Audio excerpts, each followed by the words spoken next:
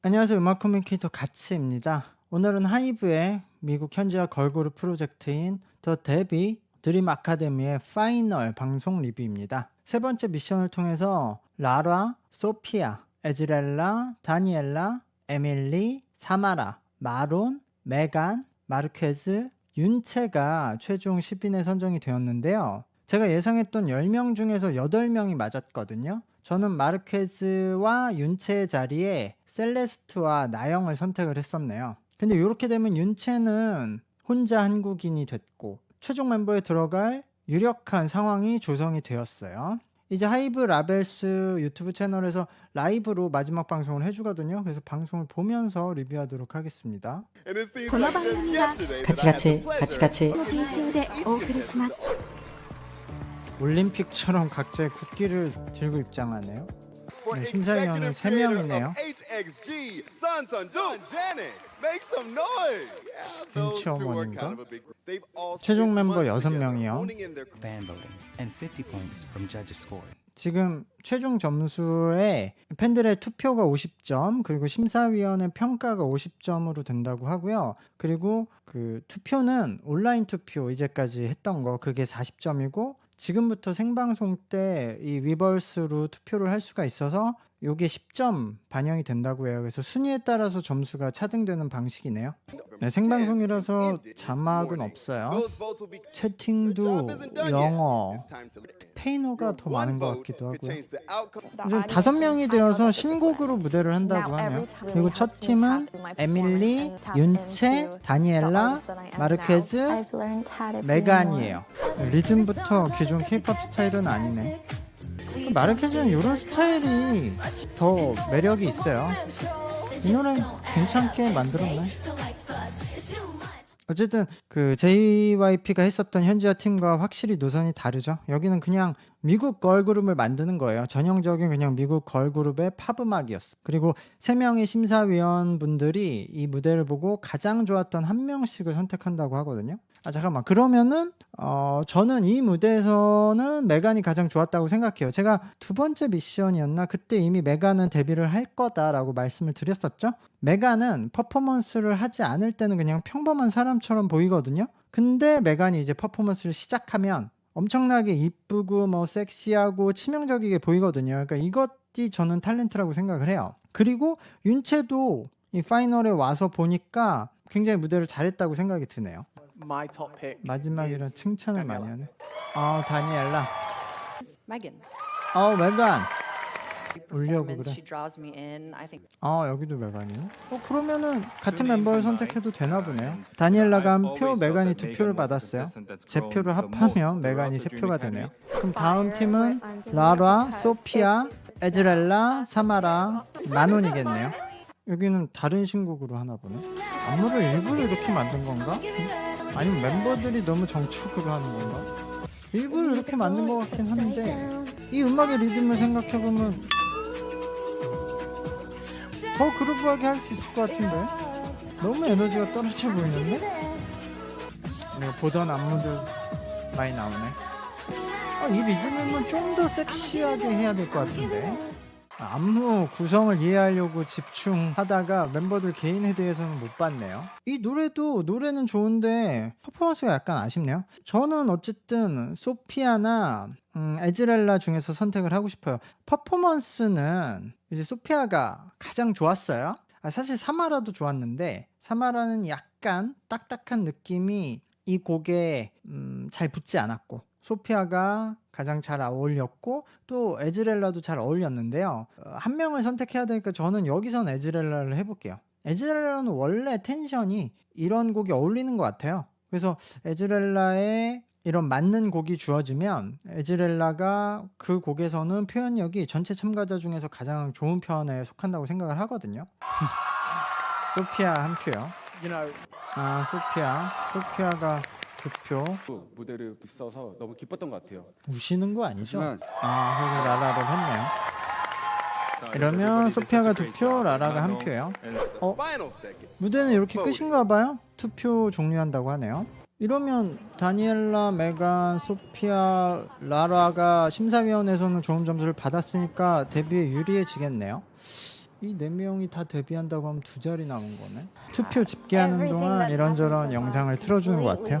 근데 이거 온라인 투표 결과를 먼저 집계한 다음에 스태프들이 그 점수 보고 본인들이 데뷔시키고 싶은 사람들 점수를 그 후에 맞춰서 그냥 회사에서 원하는 멤버들로만 데뷔할 수 있겠는데요. 이렇게 되면 심사위원 점수가 50%나 되고, 또 우리는 투표 집계가 언제 끝났는지 모르니까 Come on 팬송인 것 같아요. 참가자 10명이 이제 신곡으로 무대를 하네요. 윤채를 센터에 세웠네 벌써. 이 노래도 K-pop 스타일이 아니네. 더 팝이네. 그러니까 약간 그런 2000년대 초반에 서양의 그런 보이그룹 느낌을 살리면서 이렇게 리듬은 세련되게 만든 곡이네. 여기서 탄생하는 팀은 이런 형태의 음악을 하겠죠. 와, 근데 얘네들도 이렇게 10명으로 활동해도 재밌을 것 같다. 이렇게 다양한 문화권 애들을 10명이나 모아놓고 하면 그것도 보는 재미가 있네. 안무 제형도 10명이 나쁘지 않은데? 뭔가 방시혁 의장님이 통역사 같아. 이쪽에서 얘기하고 통역사가 한국어로 말해주는 것 같아. 그룹 이름을 먼저 발표한다고 해요. Name is Cat's Eye? 스펠링은 다르지만 Cat's Eye네. 고양이 눈. 여기선 이 이름을 왜 이렇게 만들었는지 뭐 이름의 의미 이런 건 말을 안 해주네요. 그냥 스펠링과 발음은 별로인 것 같은데, 그래도 저 K로 바꾼 철자가 스펠링의 느낌도 그렇고 발음의 느낌도 좀 강력한 느낌이 있어서 어느 정도 캐치한 느낌을 줄 것 같긴 하네요. 그러니까 이름이 나쁘지 않은 것 같아요. 이제 데뷔 멤버들을 바로 발표하는 것 같네요.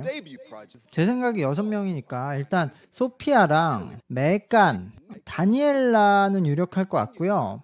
그리고 한국인이 1명이니까 윤채까지도 유력할 것 같고요. 저는 사마라도 유력할 것 같고, 저는 나머지 자리에 에즈렐라를 넣고 싶거든요. 아니면 에밀리를. 근데 아까 라라가 한 표를 받았으니까 거기는 다 들어갈 것 같아요. 그러니까 그러면은 라라까지 그러지 않을까.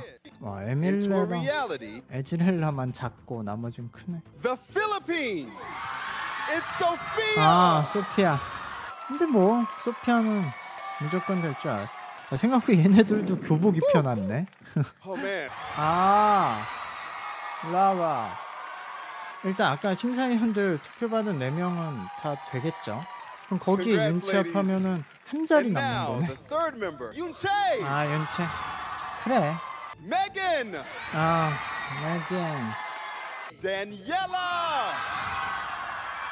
다니엘라. 근데 뭐 그럼 다 됐네. 다 맞추는 거 아니야? 보컬 때문에 사마라는 들어갈 것 같은데. 남미 1명. 여기서 만원이 됐네요. 만원도 이제 유럽이니까. 와, 근데 사마라가 탈락할 줄은 몰랐는데. 라라가 있긴 하지만 사마라까지는 보컬 자리에 있으면 좋은데. 근데 이따 얘기해야 돼. 이렇게 5명이 확정되고 프로그램은 끝나는 것 같네요. 먼저 그 탈락자들에 대해서 얘기하고 싶은 거, 마르케즈는 태국이고 에즈렐라가 인도 아닌가요? 지금 다른 친구들은 뭐 미국이고 이래서 그렇지만 이 두 친구들은 그냥 한국의 K-pop 팀에 들어와서 오디션을 봐도 괜찮을 것 같거든요. 어차피 태국하고 인도는 많이 뽑으니까, 국내 K-pop 팀들도. 그리고 저는 두 멤버들은 좋은 것 같아요. 국내 팀에 들어가도. 그렇기 때문에 계속 도전을 해봤으면 좋겠고요. 이 방송이 이제까지 보기가 어려운 방식으로 업로드가 되었었고, 그리고 기간도 되게 길게 업로드가 돼서 처음에는 그렇게 재밌지 않았는데요. 근데 정말 다양한 문화권의 멤버들이 참가를 해서 좋은 무대를 했기 때문에 재미가 있었어요. 그리고 특히 바로 앞에서 JYP가 미국 현지화 걸그룹 오디션 방송을 했었기 때문에 비교하면서 보는 재미가 있었는데요. 그 JYP에서는 한국에서 했던 식스틴, 그리고 일본에서 해야 하는 그런 니지 프로젝트랑 똑같은 방식과 스타일로 진행을 했기 때문에 그런 면에서는 약간 식상한 면도 있었는데요. 하이브는 아예 팝그룹의 컨셉을 가져가면서 했기 때문에 굉장히 신선해서 저는 더 재미가 있었다고 생각을 하고요. 지금 이런 스타일의 걸그룹은 K-팝에 없었고 지금 현재 서양에서도 보기가 힘들잖아요. 저는 1986년생이고 어렸을 때 초등학교 때부터 중학교 내내 MTV를 보면서 자란 세대거든요. 그때 한창 들었던 음악 그리고 익숙한 컨셉의 팀이 K-팝의 트레이닝과 오디션 형태로 만들어져 가는 모습이 굉장히 흥미로운 포인트였어요. 그리고 JYP처럼 서양의 걸그룹이 그냥 K-팝을 하는 것도 의미가 있지만 저는 이 방송을 보고 나니까 이렇게 K-팝 시스템 안에서 팝 그룹이 만들어지는 것이 더 큰 의미랑 확장성을 가질 수 있겠다는 생각이 드는 것 같아요. 그래서 오늘 그 공개되었던 3개의 신곡이 굉장히 흥미로웠고요. 그래서 저는 이 팀은 계속 팔로우를 할 것 같아요. 그리고 이런 팀이 계속 나왔으면 좋겠어요. 미국뿐만 아니라 그냥 다른 문화권 나라에서 K-팝 스타일의 그 음악을 하는 현지화 그룹도 좋긴 한데 그 나라의 음악을 하는 현지화 팀이 더 많은 문화권에서 나오면 재밌을 것 같아요. 그러니까 예를 들어 K-팝 시스템으로 아예 완전한 라틴 음악을 하는 그룹이나 뭐 락 베이스로 음악을 하는 그룹이 나올 수도 있겠죠. 근데 걱정은 지금 이 팀이 오래 형태를 유지할 수 있을지 모르겠어요. 그리고 이런 형태로 남성 버전으로 남성 그룹을 미국 현지화 그룹을 만들 수 있을지 모르겠어요. 멤버들끼리 뭐 불화 생기고 해서 금방 해체되는 거 아닌지 그 부분이 제일 관건일 것 같아요. 어쨌든 제 생각에는 이런 방식이 서양에서 현지화 그룹을 만들어서 그 나라의 차트인을 하는데 더 유리할 거라고 생각이 드네요. 그래서 아시아의 K-팝 팬분들도 더 많은 관심과 지원을 해주셨으면 좋겠다는 생각이 들고요. 캐스아이 주목해 보도록 하겠습니다. 구독과 좋아요 부탁드릴게요. 감사합니다. 안녕.